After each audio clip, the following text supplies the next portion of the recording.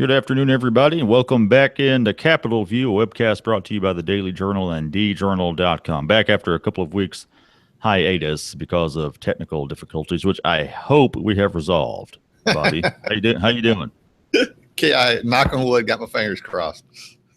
We've got Chris Kiefer monitoring this thing, and if anything is awry, we just may have to shut down and try something else. YouTube, for those who don't keep up with this, we used to do this via Google Hangout, and now YouTube, which of course Google owns YouTube, now they've switched to this YouTube Live thing, so you can't do a Google Hangout, although it's basically the same setup once you get into the broadcast window that I'm in right now. Looking at it's a Google Hangout. It's just done through YouTube Live, and there have been some issues with it that hopefully they have fixed. And it looks like so far that we're good to go. So Capitol View is back. We're going to talk about what's going on down there in Jackson, in the Capitol. And Bobby, you got a couple of things I want to talk about today. First, I want to talk about this story you had about felons' voting rights. And it's a very interesting story because, it's I guess basically if you're a convicted felon in Mississippi, Bobby, kind of tough to get your voting rights back, isn't it? Yeah, it goes back to the 1890s Constitution. There's several crimes ranging from murder to writing a bad check, where you're convicted of those felony writing a bad check. You're convicted of those crimes, you lose your voting rights, and you have to go to the legislature and get a bill passed to get them back, or the governor can restore your voting rights also. And, people don't realize this, but Mississippi is in a minority when it comes to this issue. Most states, once you serve your time and maybe you do probation or parole, and your rights are restored. But Mississippi is one of, I think, 10 or 11 states where you have to go through some special circumstance to get your voting rights back. And there was a study in 2012, I think it was, by a group called the Sentencing Project, a nationwide group that looks at prison reform or criminal justice reform, and they say there's about a little less than 185,000 Mississippians who convicted of felonies, and they've never had their rights restored. That's about 8% of the voter age population in Mississippi, which I think Mississippi has the second highest percentage of its voting age population that has been disenfranchised through this process.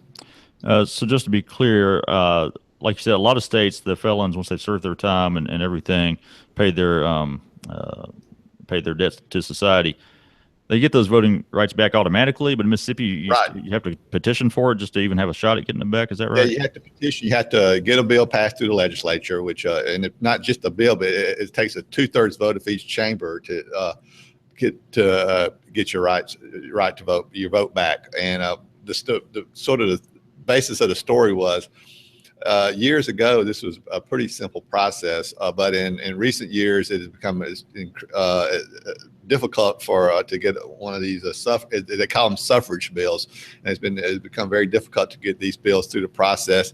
I went back and looked, and Brian Perry, a political consultant down in a Republican political consultant and a columnist for some of the local newspapers in the Jackson area, we both did some research independently, and we came up about the same number. And like in 2004, 35 felons had their rights restored by the Mississippi legislature. In the past 5 years, I think I don't have the story in front of me, Brad, but I think 7 or 8 people have had their rights restored through the Mississippi legislature in the past 5 years. So it's just become difficult to get these bills passed, and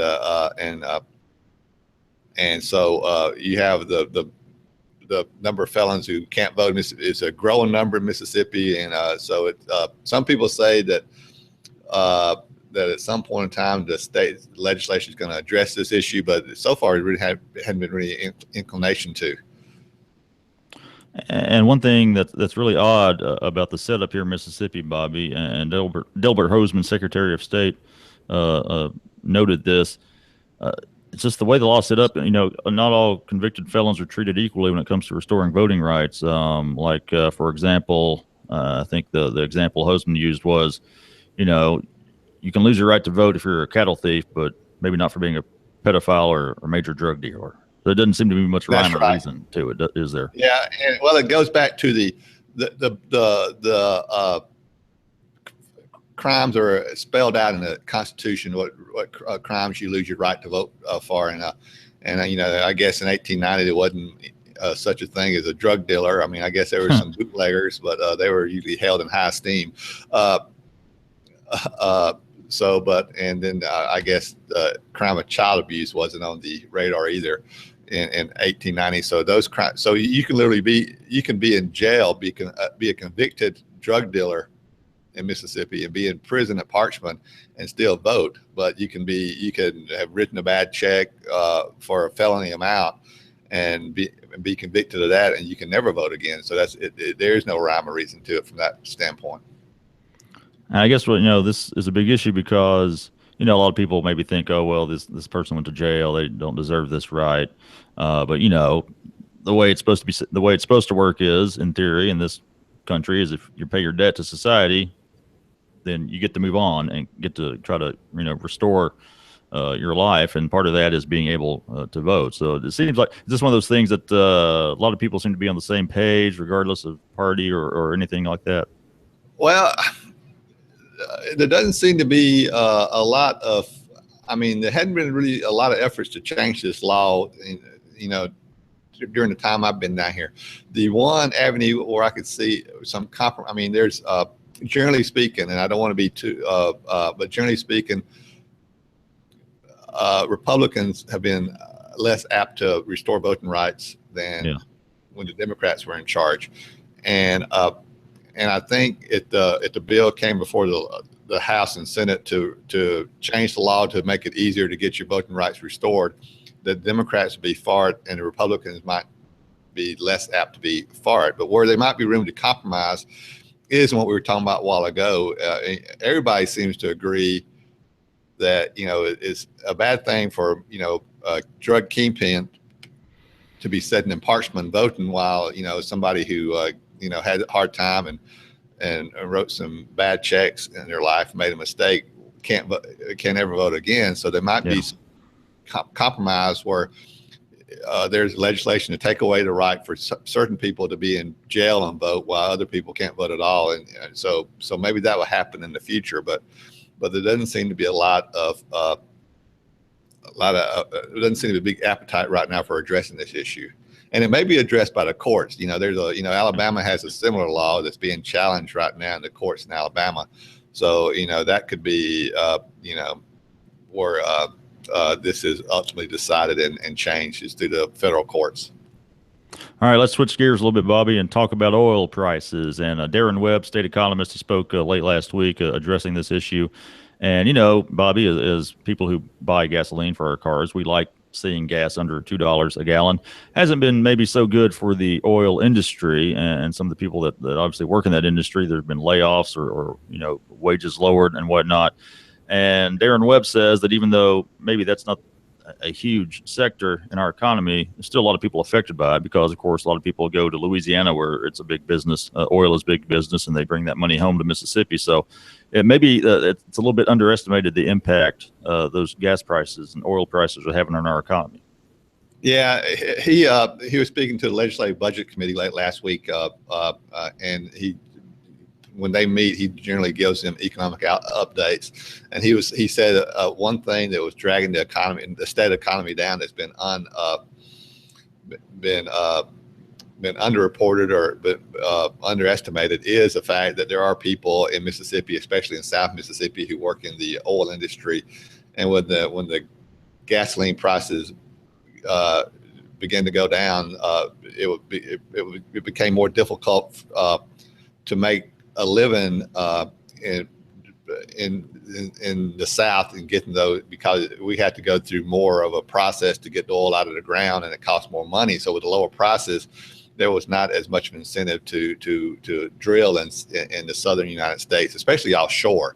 So there's people who got laid off, and a lot of those people who lived in Mississippi that were working in other states or offshore. And he said that was pulling down the was a drag on the state economy. And as we talked about earlier, it seemed like it would at least be a wash in the sense that, people, buying cheaper gasoline, they had money to spend on other things. And so it seemed like that would have been a wash in the economy. But he seemed to think that that some of those the people who were getting laid off or losing their jobs was really having a bad effect on the Mississippi economy.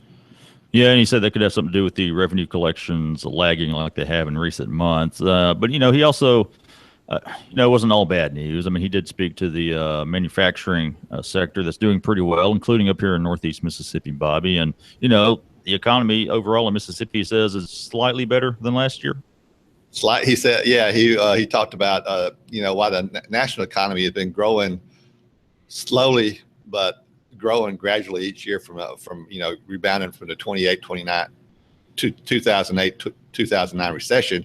Mississippi's economy has kind of sputtered, growing some, then then shrinking some. But he said it appears that we're going to have 2 years of growth now, in this past year and this year, which is a positive. But it still isn't growing as fast as the national economy, and he attributed that to things like the drag by the decline in the oil industry. But he also said the bigger issue is the fact that we just have a larger percentage of uneducated and unhealthy people who just put a drag on the Mississippi economy, which made it more difficult to compete with the national economy.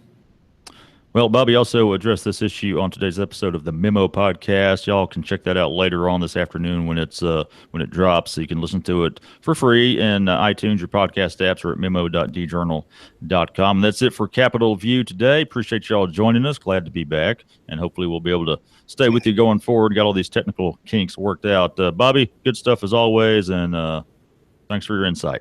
All right. Thanks, Brad. Have a good day. All right. Y'all have a good day too. See you next time. All right.